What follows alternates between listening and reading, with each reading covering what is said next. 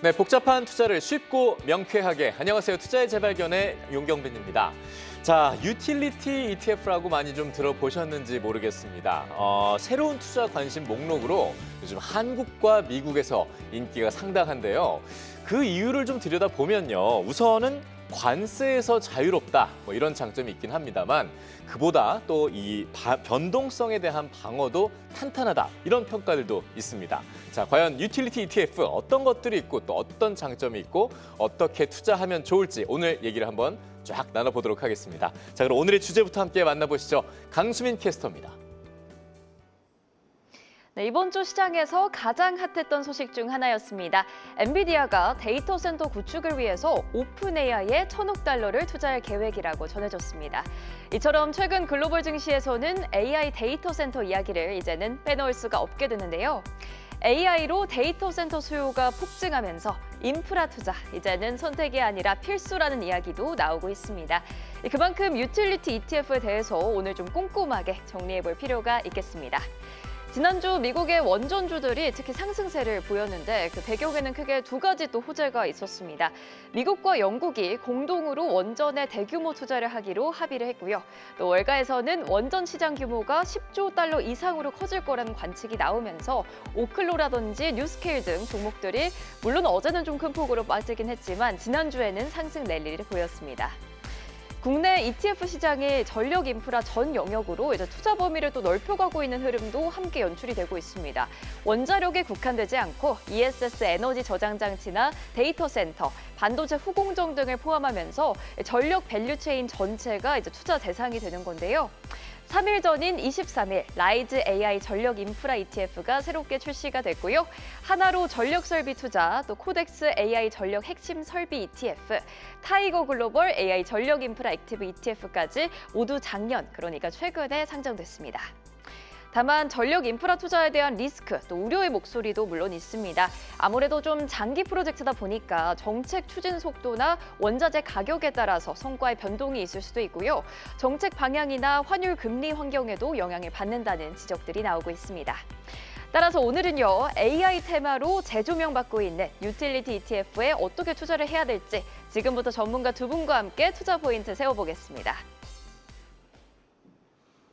네, 지난해에 이어서도 올해도 아주 견조한 흐름을 보여주고 있는 유틸리티 산업의 오늘 슬기로운 투자법 함께 살펴보실 두 분 모셨습니다.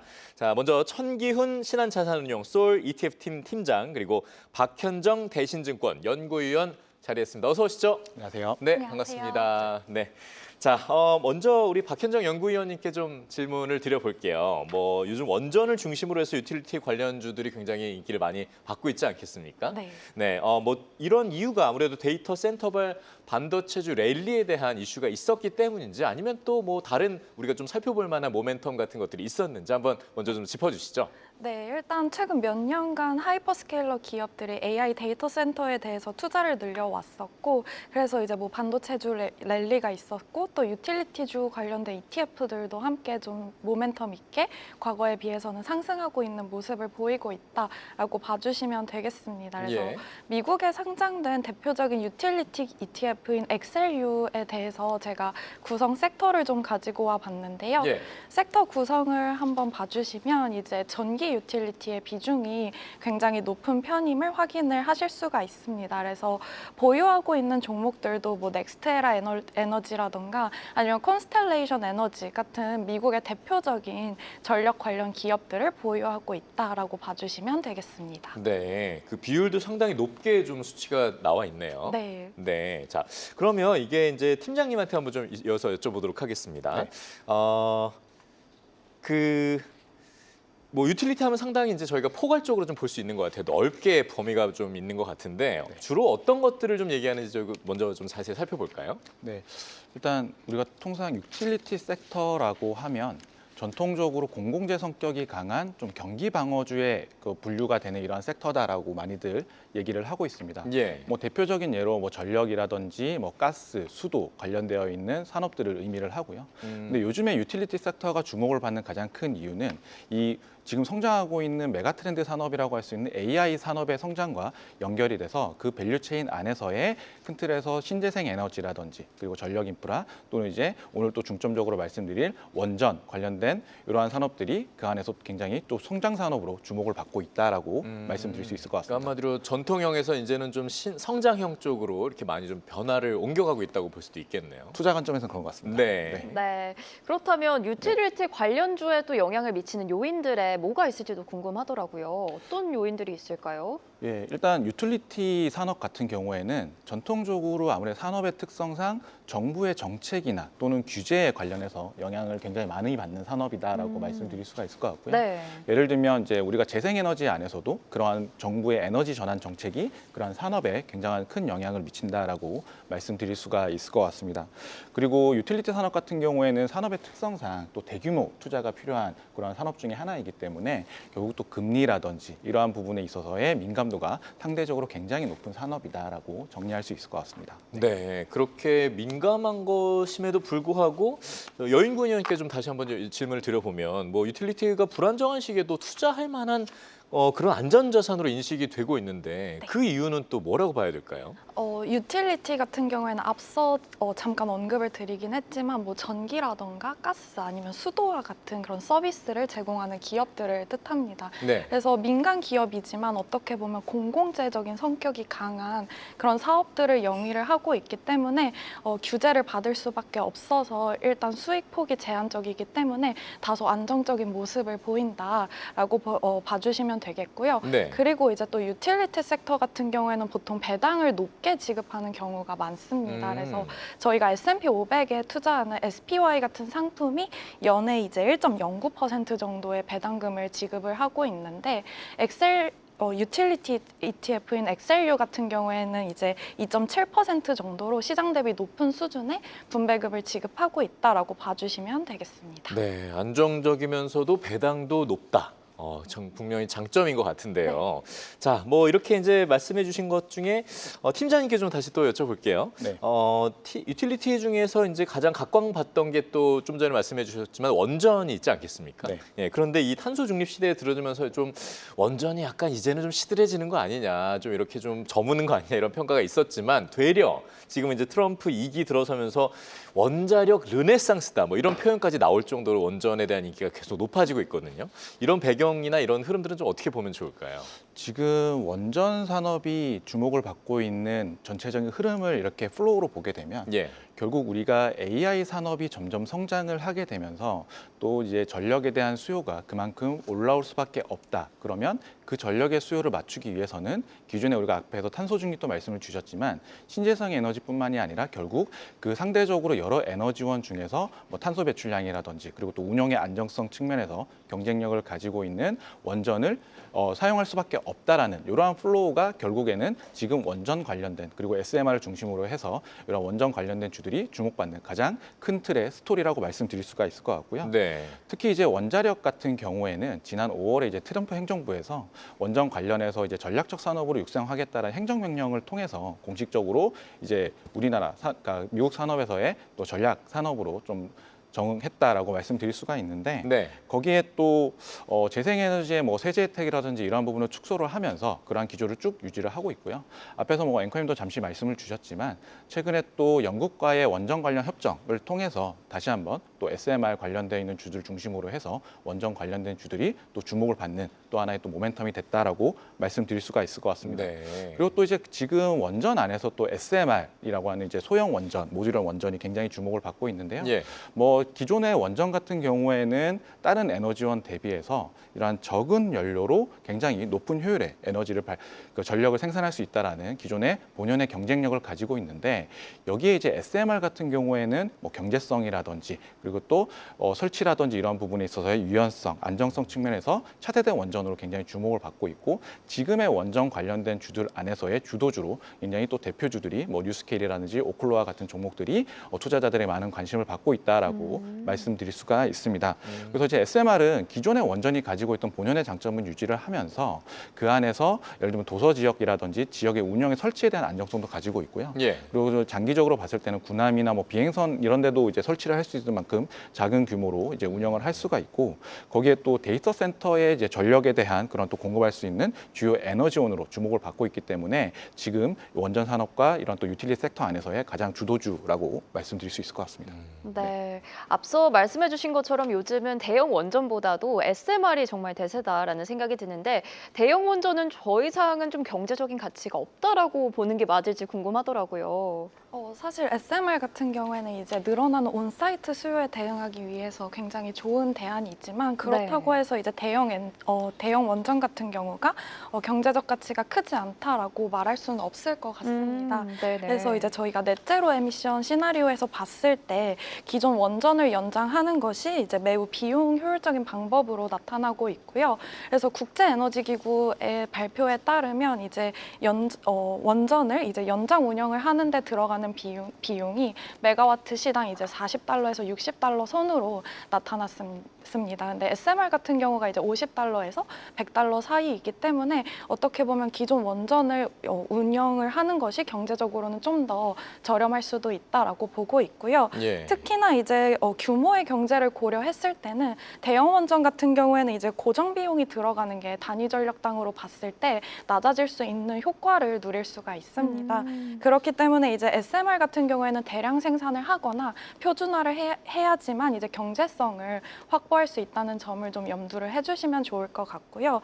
또한 이제 SMR 같은 경우에는 이제 소형화를 하게 될 경우에는 연료 활용률이 낮아질 수 있기 때문에 이제 동일한 전력을 생산하는 데 있어서 탄소 배출량이 핵폐기량이 늘어날 수 있다라고 봐주시면 되겠습니다. 그래서 이런 폐기물 처리 비용이라던가 아니면 사회적인 비용들을 고려를 했을 때는 SMR의 비용이 이제 저희의 예상보다는 더 높게 형성될 수 있다라고 봐주시면 되겠습니다. 네, 뭐 좀 정리를 보면 SMR은 SMR대로 또 대형 원전은 대형 원전대로의 어떤 효용 가치라든가 그런 매력들이 분명히 아직까지는 남아 있는 것 같습니다. 자, 그럼 이런 분위기 속에서 우리 천 팀장님께 또 질문 드려볼게요. 뭐 원자력 관련 ETF 굉장히 어떤 것들이 그럼 있는지 어디다 투자하면 좋을지에 대한 궁금증이 이제 생기거든요. 네네. 그렇다면 지금 투자하는 시장에 따라서 좀 구분이 되는 것 같은데 어떤 것들이 있는지 한번 좀 짚어주시죠.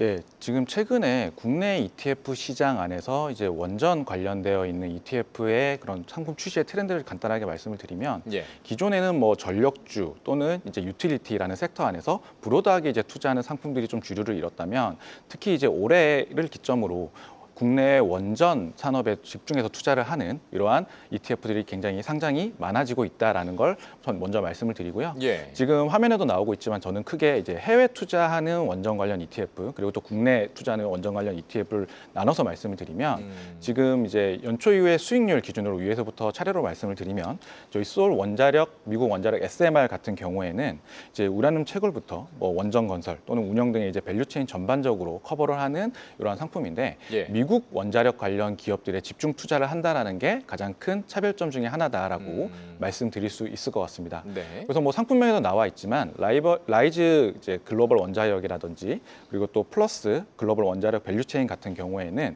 미국 기업을 포함을 해서 이제 글로벌 전반적인 또 원자력 관련 기업에 투자를 하는 상품이다라고 말씀드릴 수가 있는데 예를 들면 라이즈 글로벌 원자력 같은 경우에는 뭐 두산 에너빌리티라든지 또 HD 현대일렉트릭과 같은 국내 원전주들도 같이 포함을 하고 있다라는 게 가장 큰 차이점 중에 하나인 것 같고요. 예. 그리고 이제 플러스 같은 경우에는 이제 북미 지역에 집중을 했다 이렇게 좀 말씀을 드릴 수 있을 것 같습니다.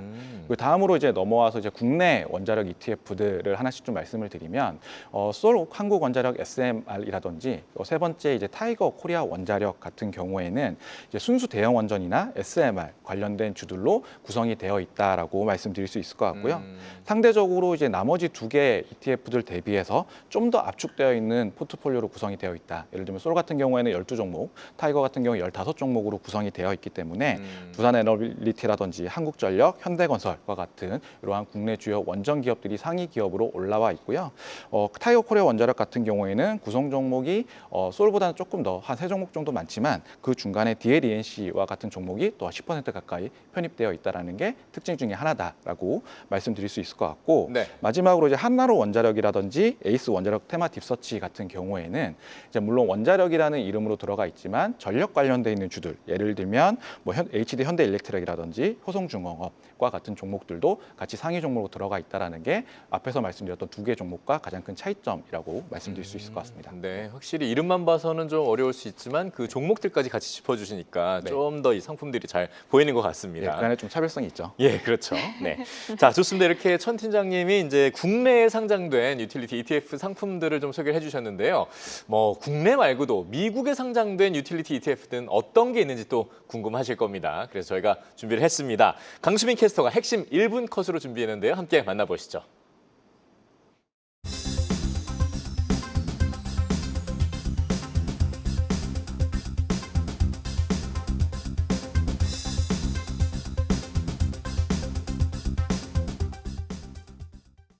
네, 지금까지 국내 상장된 유틸리티 ETF들 살펴봤다면 지금부터는 미국에 상장된 ETF들도 확인해 볼 텐데요. 올해 들어 수익률이 좋은 ETF들, 또 자금 유입이 많이 된 미국의 유틸리티 ETF들 정리해 보겠습니다. 먼저 올해 수익률 탑5입니다. 티커명 UTSL, 디렉시온 미국 유틸리티 3배짜리 ETF고요. 연초 대비 31% 오르고 있습니다. 또 티커명 UTES, 버투스 리브스 유틸리티 ETF와 BKGI, 뉴욕 멜론은행 글로벌 인프라 ETF가 둘 다 29%씩 오름세를 보이고 있고요. 티커명 EMIF의 경우에는 아이쉐어즈 신흥국 인프라 ETF인데 올해 들어서 25% 상승 중입니다. 구성 종목들도 한번 살펴보겠습니다. 우선 수익률 1위, 2위, 그리고 5위 ETF의 경우 서로 좀 겹치는 종목들이 많이 보이는데요. 넥스테라 에너지, 서던, 콘스텔레이션 에너지, 듀크 에너지, 또 비스트라 에너지 등을 담고 있고요. BKGI, 뉴욕 멜론은행 글로벌 인프라 ETF의 경우에는 이탈리아 전력회사인 엔엘, 그리고 석유와 가스 생산 과정에서 필요한 미드스트림 인프라를 운용하는 헤스 미드스트림 등의 종목을 편입하고 있습니다. 4위를 차지하고 있는 EMIF의 경우에는 신흥국 인프라 ETF다 보니까 멕시코 공안그룹 등을 담고 있는 모습이고요.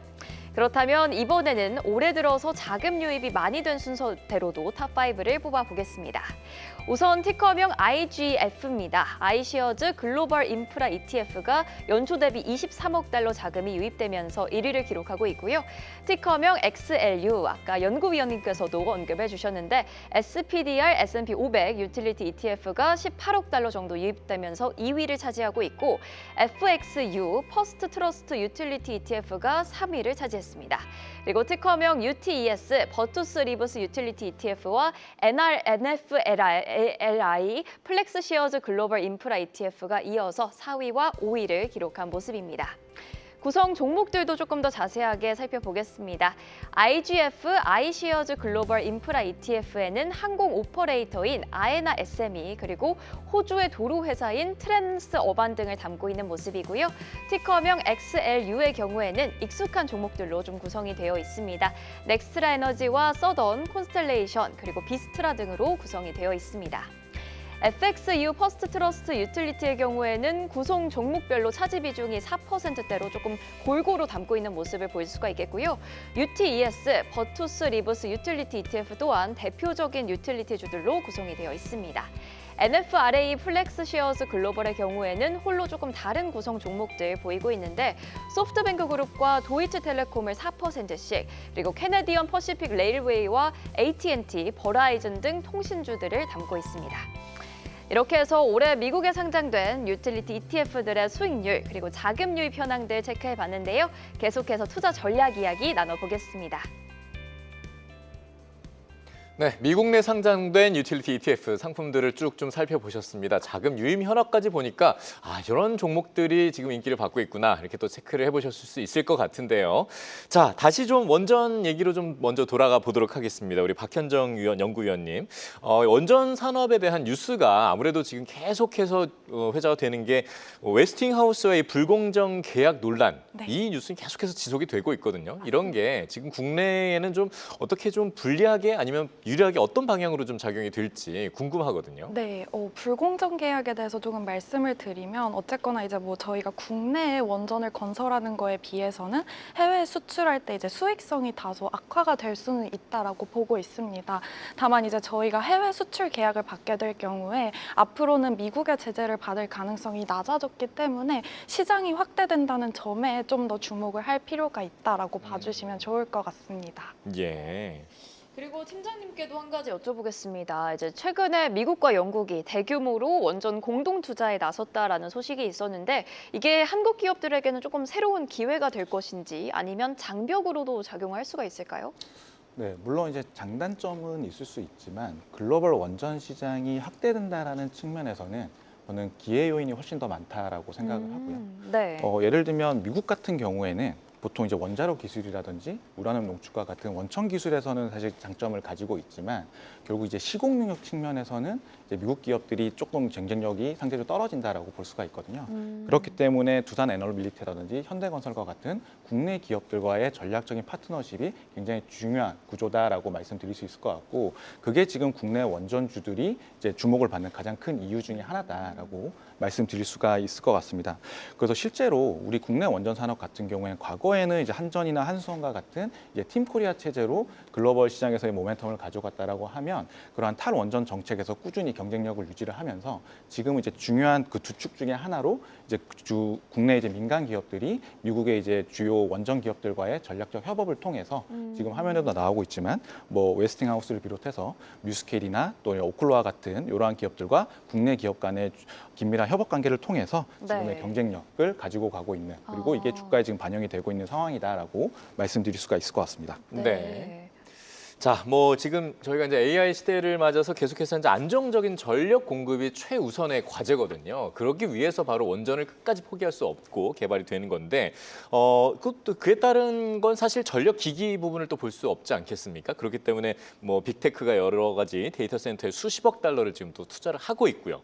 그런 흐름만 보면 뭔가 좀 기대가 되긴 하는데 이게 과연 언제까지 어디까지 좀 지속이 될까라는 우려도 놓칠 수가 없어요. 네. 어떻게 될까요? 일단 뭐 사실 저희가 딥시크 때부터 이제 캐펙스 과잉 투자다 이런 우려는 계속해서 있었습니다. 그래서 제가 데이터를 또 하나 가지고 와 봤는데요. 예. 주요 빅테크 기업들의 캐펙스 지출에 대한 이제 금액을 한번 가지고 와 봤습니다. 근데 이제 올해 들어서 보더라도 저희가 25년 1분기, 2분기, 3분기 내내 캐펙스 집행 금액은 계속해서 늘어나고 있는 그런 상황임을 이제 앞에 나와 있는 화면을 통해서도 확인을 하실 수가 있고요. 그리고 이제 저희가 이 여름에 이제 미국 2분기 어닝 시즌을 이제 넘어왔는데 어닝 시즌에서 빅테크 기업들이 대부분 이제 캐펙스 가이던스에 대해서도 상향 조정을 하는 모습을 보였습니다. 그래서 이제 매그니피센트 같은 경우에는 12개월 선행 캐펙스 추정치 역시도 계속해서 올라오는 상황이다라고 봐주시면 되겠고요. 어쨌거나 이제 저희가 AI 발전 단계상 어디에 위치해 있느냐를 좀 고민을 해보면 젠슨 왕이 말하기를 이제 저희가 AI 에이전트 시대의 성숙기를 향해서 가고 있다라고 얘기를 했었고 이제 AI 에이전트 시대가 본격적으로 돌입을 하게 될 경우에는 지금보다 컴퓨팅 수요가 100배, 1000배 혹은 그 이상이 필요할 것이다라는 얘기를 했다는 점을 저희가 감안을 했을 때는 전력 수요는 앞으로도 그 이상으로 늘어날 수 있다라고 봐주시면 되겠습니다. 그래서 뭐 경기가 급격하게 불어지지 않는 이상은 이런 AI 향으로 인한 전기 수요는 앞으로 진짜 보수적으로 보더라도 5년간은 계속해서 늘어날 수밖에 없지 않나라고 보고 있습니다. 네, 뭐 그 데이터는 이제 데이터 센터 전력의 전체 전력 소비량 내에 이제 차지하는 비중 같은 것들을 보면 확실히 우리가 네. 좀 파악을 할 수 있는 것 같은데요. 그만큼 지금 수십 년간 정체가 되어 있다가 AI에 힘입어서 이제 급증하고 있는 겁니다. 최근에 또 연준이 금리를 인하하면서 사실 이 전력 유틸리티 관련주들의 매력도 한껏 같이 올라갈 수밖에 없다 이런 평가들이 있는데 천 팀장님 어떻게 보십니까?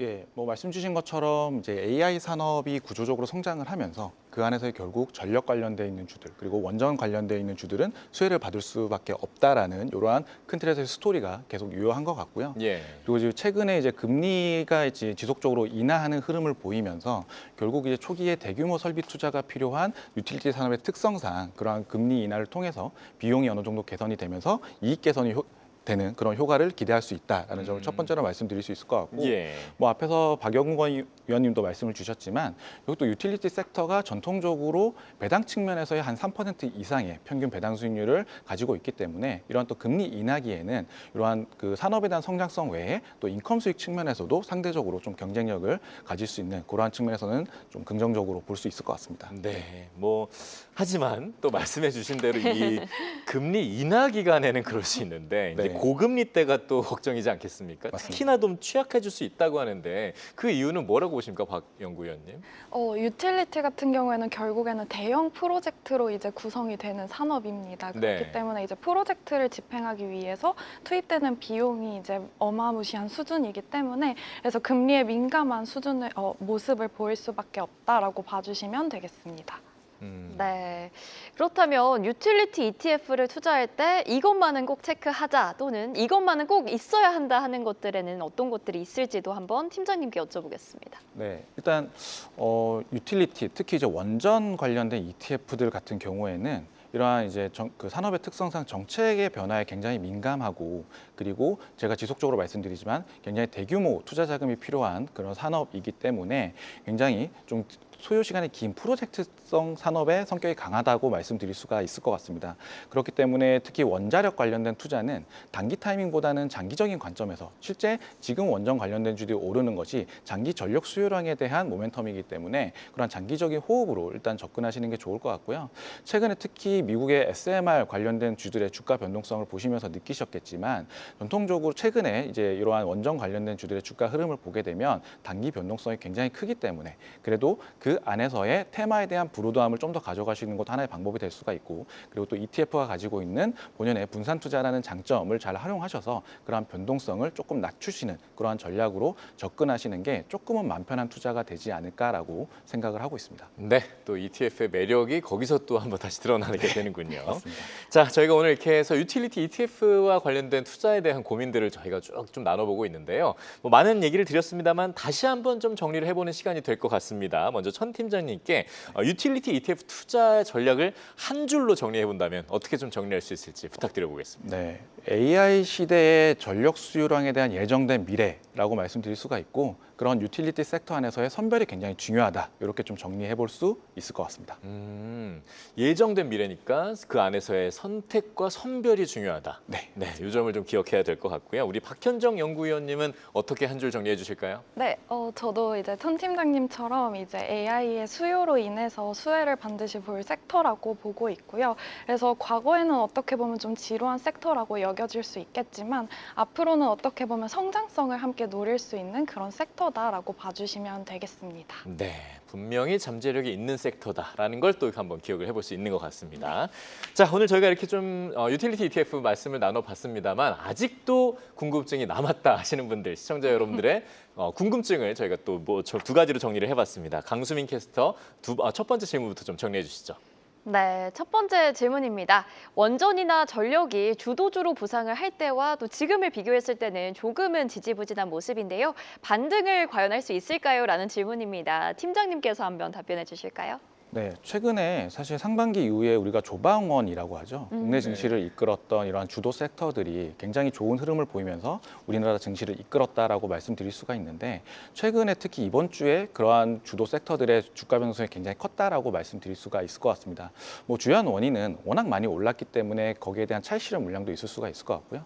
그리고 또 최근에는 조방원에서 또 금반지라는 또 이런 섹터들이 또 섹터 간의 순환매가 좀 일어나면서 단기적으로 조정이 있었다라고 말씀드릴 수가 있는데 뭐 제가 말씀드리고 싶은 메시지는 최소한 그래도 연말까지는 그래도 이런 조선을 비롯한 이제 조방원이라고 하는 주도 섹터들에 대한 큰 내러티브, 큰 줄기는 아직까지 깨지지 않았기 때문에 연말까지는 그래도 이런 모멘텀을 가지고 좀 투자 관점에서는 긍정적으로 보셔도 좋지 않을까라고 생각을 하고 있습니다.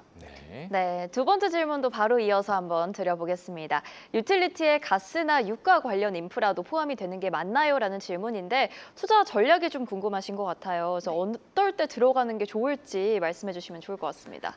사실 이제 뭐 이런 전기의 서비스를 최종 소비자, 그러니까 기업이나 개인에게 서비스를 제공하는 기업들은 유틸리티에 포함이 되지만 중간에 이제 공급을 하는 파이프라인과 같은 인프라 기업들은 에너지 섹터 내에서 미드스트림 기업에 속한다. 증가라고 봐주시면 되겠고요.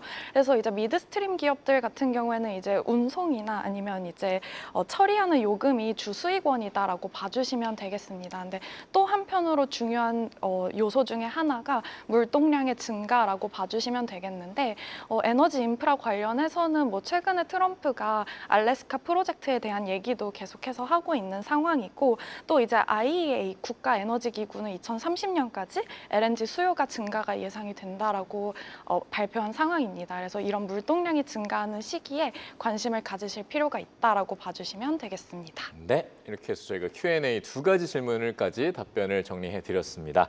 오늘 저희 함께해 주신 천기훈 신한자산운용 소울 ETF 팀장 그리고 박현정 대신증권 연구위원 두 분 말씀 너무 감사드리고요. 네, 강수민 캐스터도 여기서 인사드리겠습니다. 고맙습니다. 감사합니다. 감사합니다.